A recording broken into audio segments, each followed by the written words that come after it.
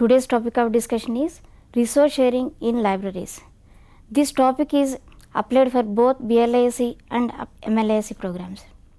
Two subject experts have been invited to our studios today, that is Professor V. Chandrasekhar Rao garu. At present he has been working as Professor cum Head of the Department of Library and Information Science, Dr. B.R. Ambedkar Open University, Hyderabad. He has been working in the same field, in the field of library and information science for more than 2 decades, and he is an expertise in teaching as well as well versed with various aspects of the library and information science field. Another expert invited to our studios is Professor P. Divakar garu. At present he has been working as Head Documentation Services at Center for Cellular and Molecular Biology, Hyderabad. He also has been working in the same field for more than 2 decades, and he is well versed both with teaching, and he is also an expert in using various kinds of information retrieval techniques and also in satisfying various kinds of the information needs of the user community in special libraries. Today we consult both these two experts and know something on today's topic. Now we start our today's discussion first with Professor V. Chandrasekhar Rao garu. Sir, first please clarify to our students in detail what is meant by resource sharing and why the need and importance of the resource sharing is prevailing in our country in libraries. Resource sharing, in this phrase you will find two terms, resource and sharing. Resource could be a person or a material or some action. Resources could be physical resources or intellectual resources or conceptual resources. So, in libraries, in terms of library and information science, we find resources in the form of the documents and also expertise, software, many things we can share. Sharing is apportioning or what we contributing something. So, like that the meaning goes on. So, apportioning something for the benefit of others. It is not a one-way process, one is giving to others and the other person taking it, but it is give and take and it is a two-way process. So, resource sharing is for the mutual benefit of group of libraries to share the documents or share the expertise or share the systems or share the services, like that. So, then in the resource sharing you find there are 5 R's. One is resources to share, that means the library which is going to offer, you should have some resources. Without resources, what you can offer? So, the library should have some resources to share with others. Second is reveal the resource. So, unless you reveal what you have, the other person could not know what is there. So, that when you have something, some other person who is in need of that one, he will again urge you, ask you and get that. The third is response to the query. So, the other person, if he is in need of anything, it may be a document or any expertise or a software or anything, then he will give you the query if you have that or if you are not having that. So, then a response, or could you share that one, is it possible to share, like that you will ask for that one. Then the library or librarian which is having that material or a document, then he has to respond to the questions or queries from the others. Then fourth is a reciprocatory process. So, reciprocatory, as I told you, give and take. So, share, two-way process. So, not the exploiting the other library for your benefit, but you have whatever you have to show them and you have to also share them, not only from one library, but from the other library could also mutually share that one. The fifth one is reckon with, that is reliable and dependable, whatever.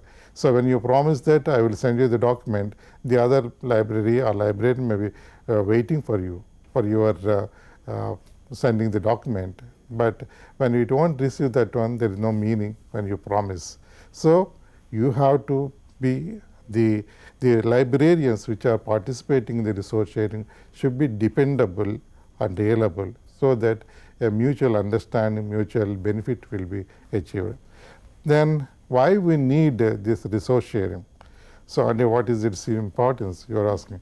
So, need means first proliferation of the documents of the literature.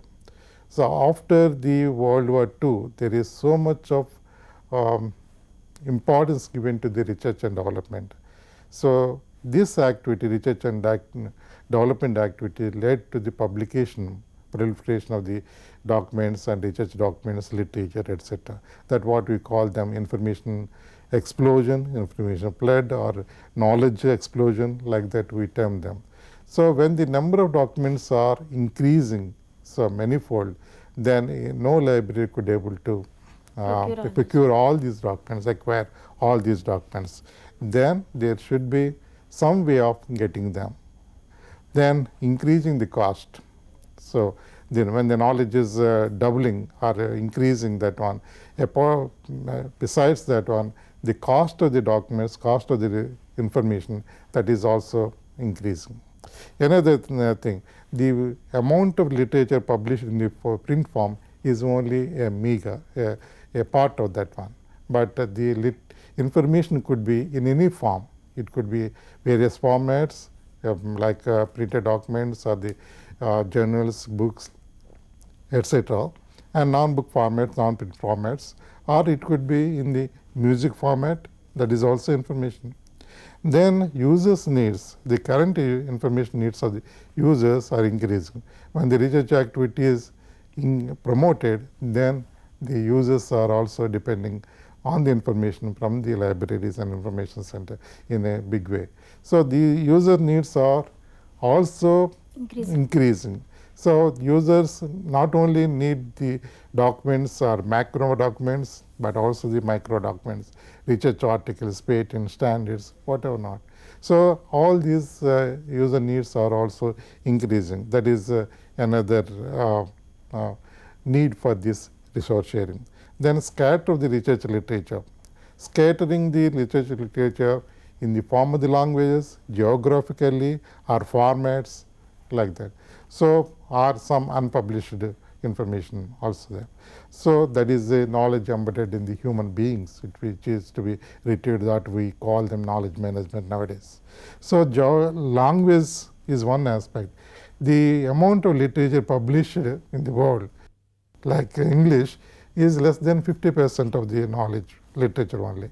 The more than 50% of the literature is published non-English languages. So, that is another reason why we need the literature, the resource sharing.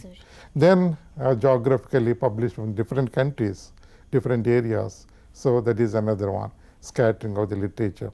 The formats, the book, non-book material. So, many formats it could be available. Then from the library side, when you see that shrinking of the library budgets. So, whenever there is a cut in the budget, generally the library will be one of the victims, first victims maybe. So, they cut in the budgets, and also the increasing costs, as I told you, when the journal budget is prepared, generally every year we add 10% extra. We ask the administrator to give 10% extra because the journal's cost is increasing. So, but sometimes the budget allocation is limited. There will be cuts on the budget allocation. Generally they ask you cut down your journal budgeting, number of the journals. So, we are forced to cut down the number of journals or documents, etc. That is another reason why we need the sharing of the documents.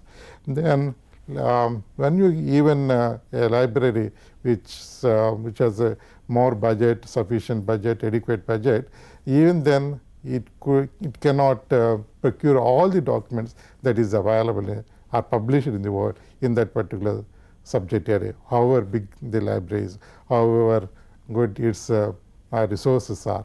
But we have to some sort of sharing the literature or documents from the others.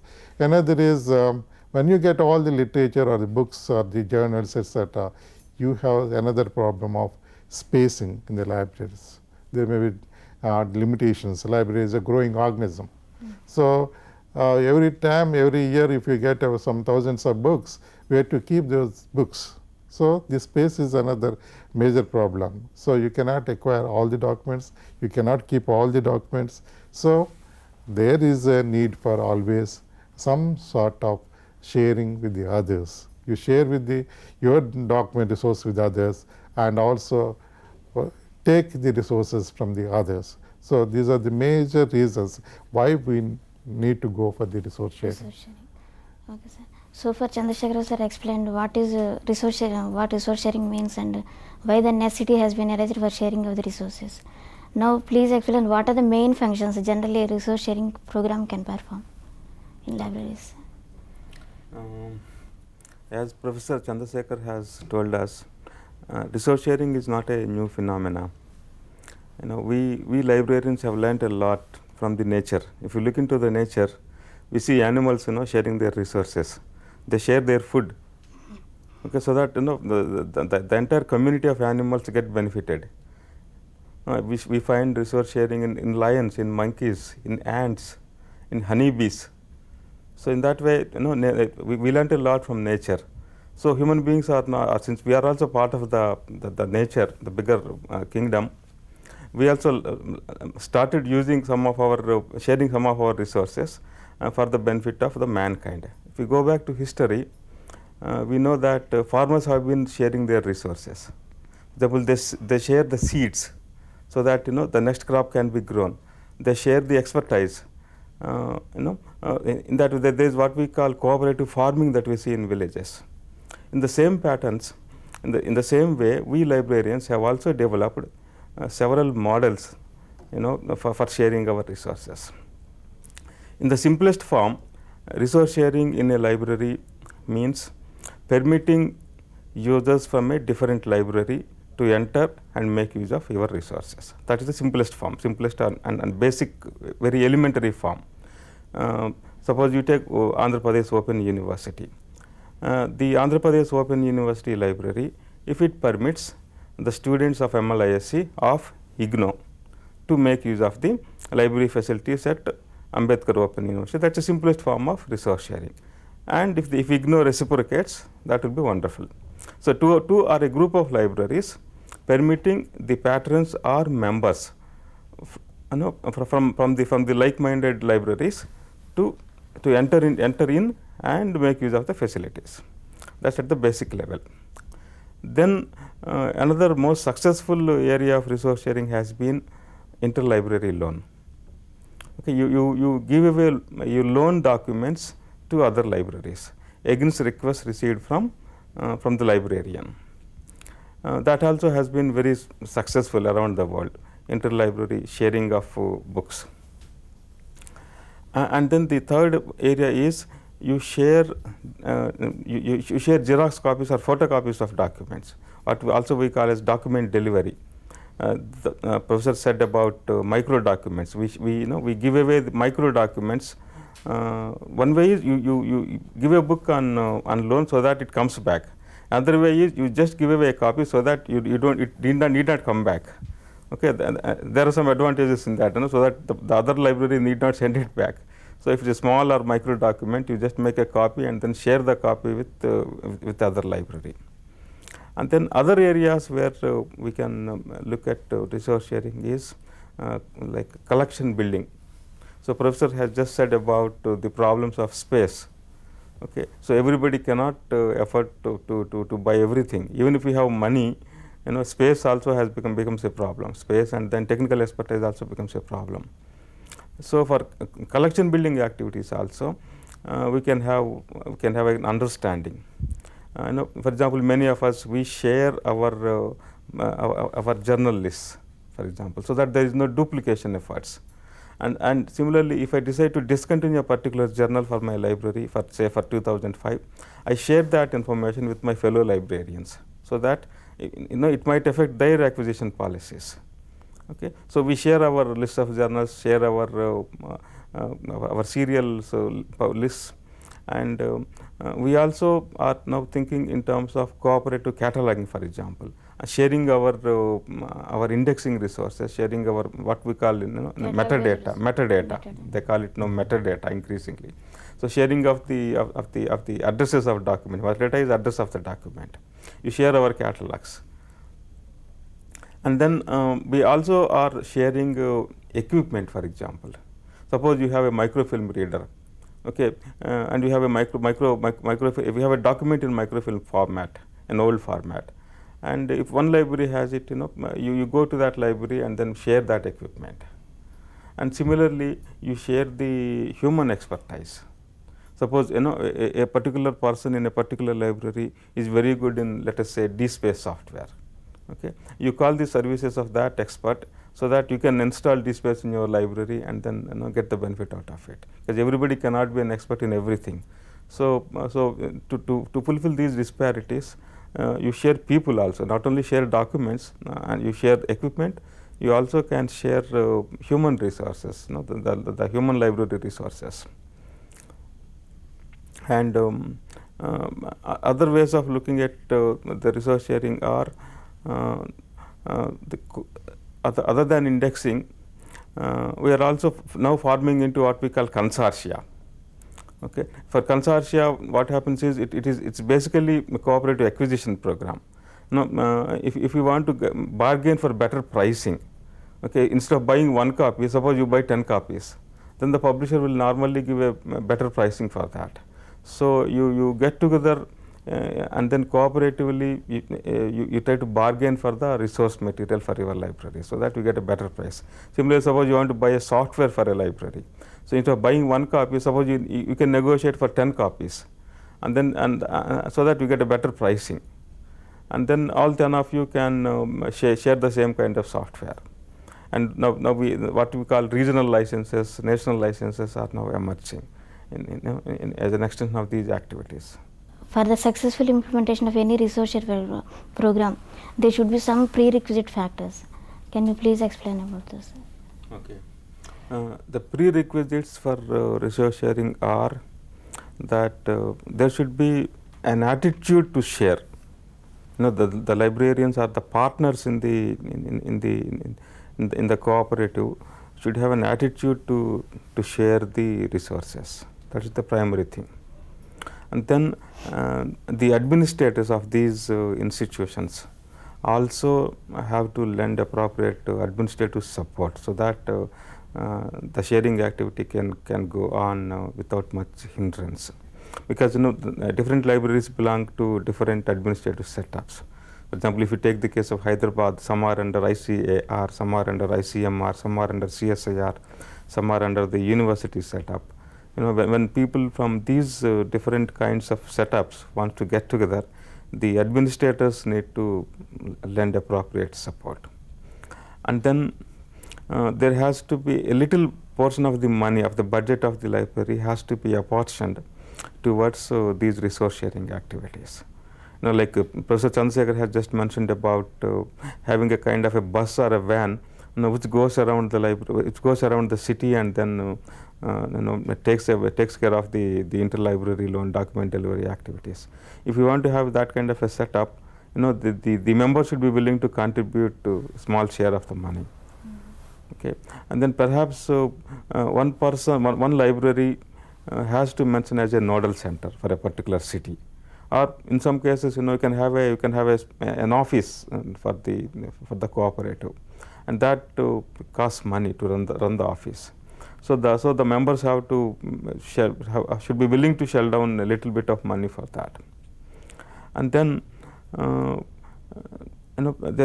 we have problems like uneven requests coming. For example, if I take my library, so I am more at the giving end rather than receiving end.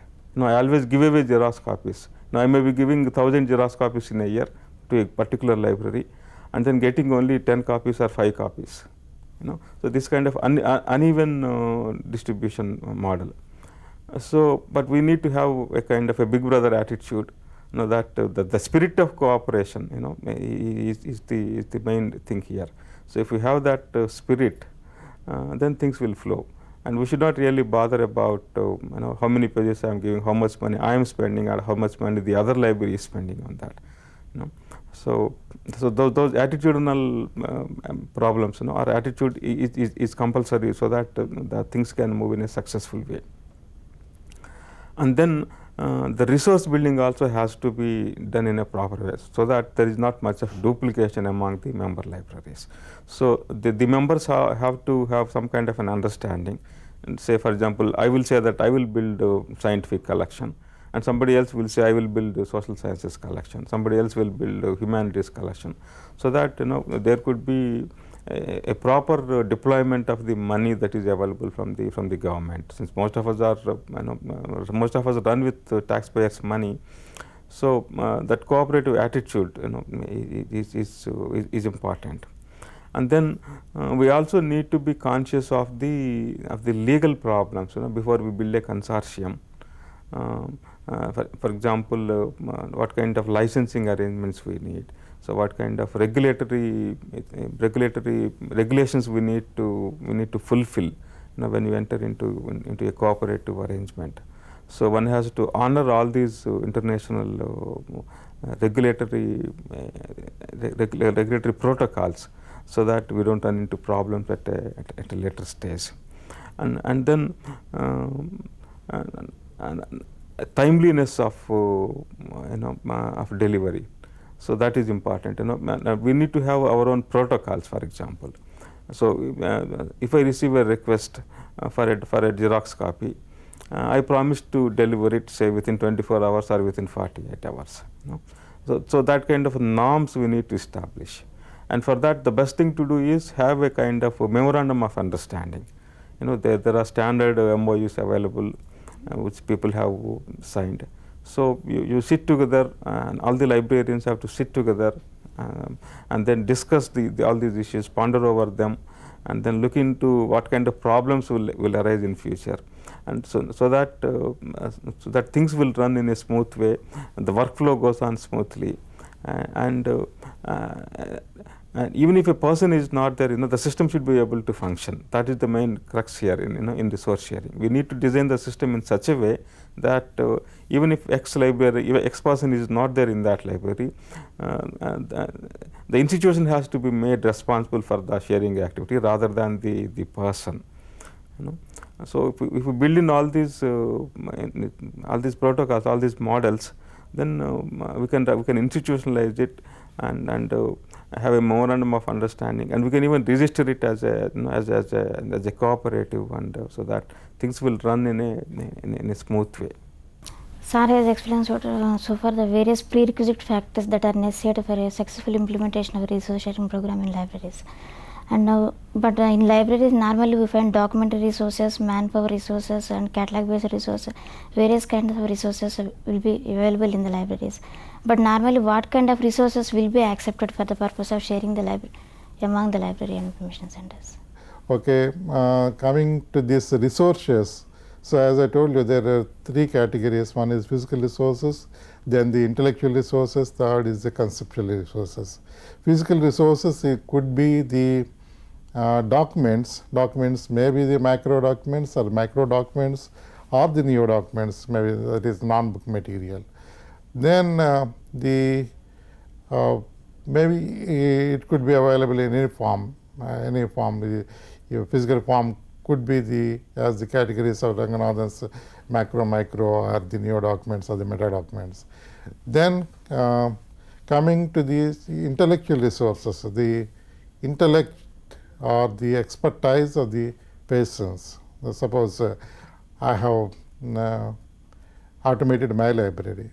Naturally, I would have gained some knowledge on that one, expertise on that one. Second one is the intellectual resources, the expertise gained by a person by doing something like library automation or digitizing the library. For example, Divakar might have digitized the library. He might have gained some knowledge on the digitization. There are other library which is going to digitize. That library can take his advice, consultancy, and the library which has already digitized can share their experiences on that one. Then third one is conceptual resources. That is strategic plans, maybe the developmental plans. The conceptual or physical or intellectual resources are the three main categories of libraries. So anything you can share, there is no bar with the library sharing these physical resources or the intellectual resources or the conceptual resources. There are three kinds of models that are emerging for resource sharing. One is what we call distributed resource sharing model, in which suppose there is library A, library B. These two libraries get together and they have an MOU, and then they try to share resources, one to one. Two libraries get together, one to one basis they share the resources. The second model is consortia model. In consortia, what happens is a group of like-minded libraries, let us say science libraries or agriculture libraries, or it could be medical libraries, or it could be legal libraries, or it could be university libraries. So they get together for a common cause, and they form into a more formal consortia. Consortia, say, it's a more formal arrangement for sharing the resources. And this consortia concept is of relatively new origin. It's only 3 to 4 years it has been in vogue. Mainly these consortia are forming for having better acquisition policies. So there is a separate consortia pricing, for example. If you want to have a bunch of journals, especially electronic journals, if you negotiate against a consortia, you certainly get a better pricing. So there are many advantages, for libraries to join the groups called consortia. I think you asked about consortia in special libraries. Consortia have been very successful in special libraries because special libraries work in very work in very chosen areas, and their collections are specialized, very narrow. So, for example, as I said, the consortia of agricultural libraries, and then consortia, for example, we have a consortia of CSIR libraries, which is very successful in India. Similarly, we have a consortia of all IITs in India, and then similarly there is a good consortia of all the management libraries that is functioning in India. So all these models have been very successful. And then we have a third model that is called gateway model. In gateway model of resource sharing, what happens is there will be one big library in each country. Let us say National Library of India, Calcutta, or it could be INSTOC, for example, the erstwhile INSTOC. They form a kind of a take the nodal role for that country, and all the interlibrary loan requests or document delivery requests arising out of a particular country are handled by a particular national level focal point or nodal center. And similarly, for example, in Australia, we have the National Library of Australia. If you need any material from any library in Australia, instead of contacting the individual library, you directly contact the National Library of Australia. So they take the responsibility of sourcing the material from the remote place in Australia, and then mailing the document to you. So these three models are emerging: the distributed resource sharing model, consortia model, and gateway model for resource sharing. Finally, I would like to thank both the subject experts on behalf of Dr. B.R. Ambedkar Open University for kindly accepting our invitation and participating in our today's discussion program. Thank you, one and all.